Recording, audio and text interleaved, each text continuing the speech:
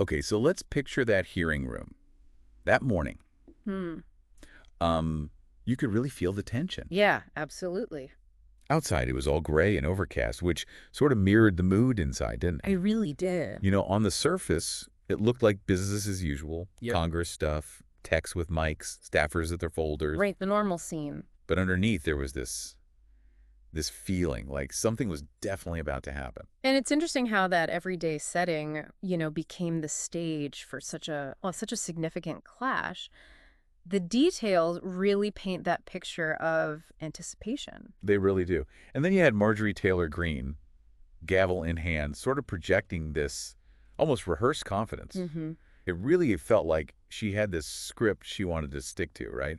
About women's sports, these woke agendas, as she puts it. Yeah, her whole demeanor seemed geared towards controlling the narrative. That opening statement, the specific language, Yeah. it was all about framing the debate very narrowly from the get-go. Exactly. And Yeah. contrasting that, you've got Jasmine Crockett, Hmm. a few seats away, just quiet. Just observing. No big entrance, nothing like that. Just her, a leather folder, a highlighter.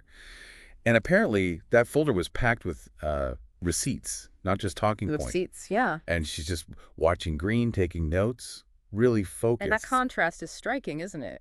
Greene's sort of performative confidence versus Crockett's quiet, almost analytical focus. It tells you right away they had very different approaches, different intentions. Then Representative Garcia steps in, tries to add some nuance, you know, reminding people about the original point of Title IX inclusion, opportunity for all women, including trans women. But Greene just jumps in, right? Cuts her off, Immediately. calls it a woke lecture. I mean, that really shows an unwillingness to even consider other views, doesn't it? Just Yeah. sticking to this rigid definition. It's a way to shut things down. Totally. And then Crockett, very calmly, just raises her hand, asks to reserve time for remarks. Such a small gesture. Tiny gesture, but apparently it just cut through the room's energy, changed everything. Well, what's interesting is how deliberate it felt. Not demanding, not shouting, just a measured request. Right. And by asking, she put Greene in a tricky spot. Saying no would have looked really controlling. So it was subtle, but really effective, asserting her presence. Okay, let's really dig into this turning point. Crockett's actual remarks. She starts off with this almost sarcastic tone, Yeah. Something like, well, I'm 44, and I guess I just learned the Republican Party is here to save women. You can just imagine the room, like, holding its breath. Oh, yeah. That kind of understatement, it's so effective. It just punctures Greene's whole argument right away, but without being overly heated, Very strategic opening. And then she just starts laying it out. Specific examples. One after another. Voting against the ERA, not strengthening Title IX, blocking better healthcare access for abuse survivors. It's all about challenging the words with the actual voting record. It's a really smart rhetorical move, grounding the skepticism in facts. Not just making claims, but presenting the evidence for why she's questioning this protector of women narrative. And then that line, a war on women, is alive and well and in this room. That's so direct, right in their faces. Absolutely. And then she shifts, right, to specific legislative actions. Yep. Funding cuts for domestic violence services, for women's health research, breast cancer, ovarian cancer, and the SAVE Act potentially disenfranchising women. Those receipts she brought, this is where they come out, connecting the big claims to actual policy. That wolf in sheep's clothing metaphor that really nails her core argument, doesn't it? That the whole performance of protection is just a cover for something else. Deception, control. Exactly. Exposing that potential hypocrisy, the gap between the image they're trying to project and the real impact of their policies. And then you get this description of the silence afterwards. Just silence and Greene's reaction. Mhm. Tight jaw, reaching for water. It sounds like someone totally knocked off their game, losing that composure. That physical reaction says so much, doesn't it? That confident front she had just minutes before, clearly crumbling. And that final line from Crockett in this part. We're not fooled by costumes, especially not the ones that look like saviors but sound like control. Wow. Just, Yeah. it's like a mic drop moment, but delivered with this real clarity and conviction, not just theatrics. It lands with such a sense of truth. So then this deafening silence follows Crockett's remarks. You can almost hear that silence described, can't you? The weight of it. It's the kind of quiet that says more than words. Everyone knew they'd just seen something major happen, a real shift. And Greene slamming the gavel over and over, her voice apparently even shaking a bit. Losing control. It seems almost frantic. Yeah, what do you make of that frantic gaveling? Well, it sounds like a desperate move, right? Trying to grab back control of the room, the narrative, after Crockett just blew it up, it almost highlights how rattled she I was. think so too. But Crockett stays calm through it all? Totally calm. And then delivers that line, "This isn't your stage, Congresswoman, it's the people's house." Oof, that's pivotal. Because it reframes everything. It's a reminder to Greene and everyone watching, this isn't about personal drama or political theater. It's supposed to be about the people. And you can feel that shift in the room's energy described. Everyone gets it. This wasn't just another political argument. This was something bigger. It was a disruption. The power dynamic got challenged very publicly, very undeniably.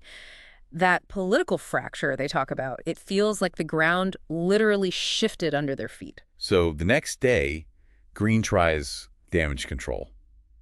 Press conference. Yeah. Accuses Crockett of a leftist ambush, tries to paint her as some kind of radical standard playbook, maybe. Pretty standard. But what's fascinating is how it completely fell flat compared to the public reaction. Those clips went viral instantly. Crockett's quote became a rallying cry. Greene's attempt to spin just didn't work. Why do you think that disconnect happened? Well, the description says her press conference seemed defensive, disjointed, and DOA, dead on arrival.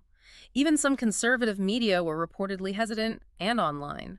The reaction was overwhelmingly negative towards Greene. People saw the original moment. Right. It felt like the verdict was already in. Exactly. Yeah. That's the power of these unfiltered moments now. People see it for themselves. The spin afterwards just doesn't land the same way. The authenticity or lack thereof cuts through. And while Greene's out there trying to spin, Crockett is just quiet. Silent.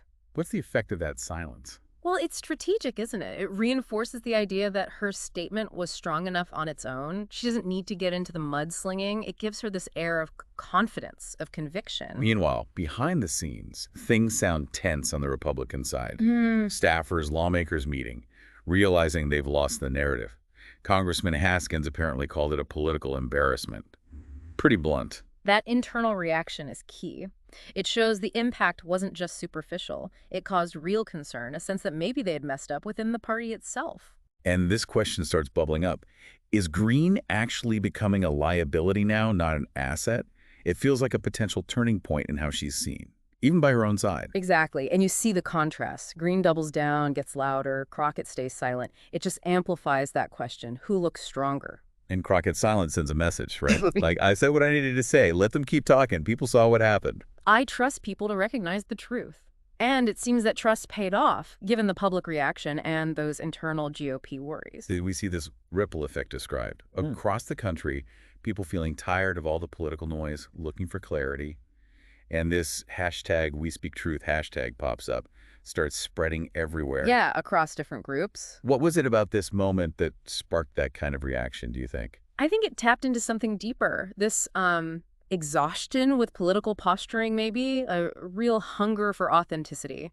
Crockett's directness, the perceived truth in what she said, it felt like a breath of fresh air compared to the usual shouting matches. And you hear these specific examples. A teacher quoting her, students organizing forums. It shows it wasn't just another DC story. It really resonated. It went beyond politics. It sparked a conversation about integrity, truth, accountability, just basic stuff people want to see. And it even seemed to embolden others. Some members of Congress who'd been quieter started speaking up more. Yeah, like Crockett's actions gave them permission or maybe just inspiration. That's that ripple effect. One strong moment can empower others who felt maybe they couldn't speak out before, find their own voice. Then the focus shifts a bit, connects this back to Crockett's own story. Growing up in Texas, seeing injustice early on, her mom's experience with that hospital abortion policy. How does knowing that help us understand what she did in the hearing? Well, it gives crucial context, doesn't it? It shows her actions weren't just random or impulsive. They came from this deep-seated awareness of injustice, understanding what it's like for people whose voices aren't usually heard. And her parents' influence, too. That understanding of power, who has it, who doesn't, that clearly shaped her view. Absolutely. That upbringing gave her a critical eye for power dynamics and why it's important to challenge them when they create unfairness. And it emphasizes this wasn't about putting on a show for her. Mm-hmm.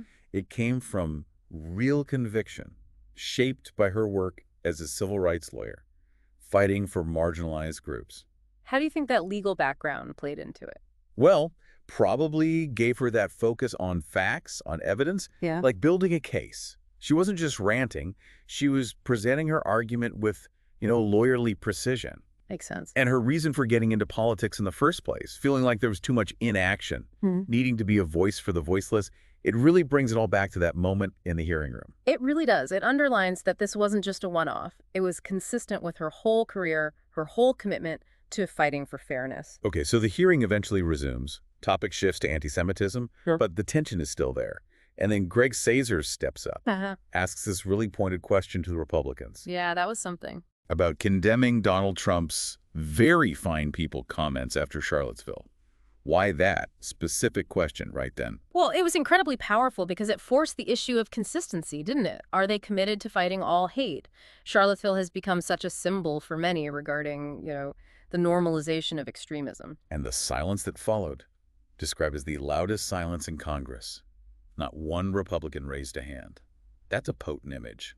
What did that silence say? It spoke volumes, didn't it? About the political calculations involved, maybe? The potential for hypocrisy when talking about fighting hate.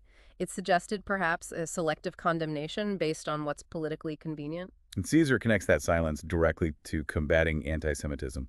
Says that unwillingness to condemn past hate actually enables current hate. He draws a really clear line there between failing to condemn hate unequivocally back then and the discussion happening right now. It questions whether the commitment to fighting prejudice is really genuine across the board. He then goes further, accuses them of using a narrow, political-driven definition of anti-Semitism, basically using it to shut down criticism of the Israeli government. What are the implications of that kind of selective definition? Well, it raises serious questions, right, about potentially using the charge of anti-Semitism as a political tool, maybe distracting from genuine efforts to fight anti-Jewish hatred everywhere. It suggests the focus might be on silencing critics, not just condemning hate. And he gives examples of what he sees as hypocrisy, like defunding synagogue security grants previously, but now cracking down hard on pro-Palestine student activists, while maybe overlooking right-wing extremism. By listing those specific policy choices, contrasting them, he's really challenging their stated goals, suggesting maybe other political motives are driving things, not just protecting the Jewish community.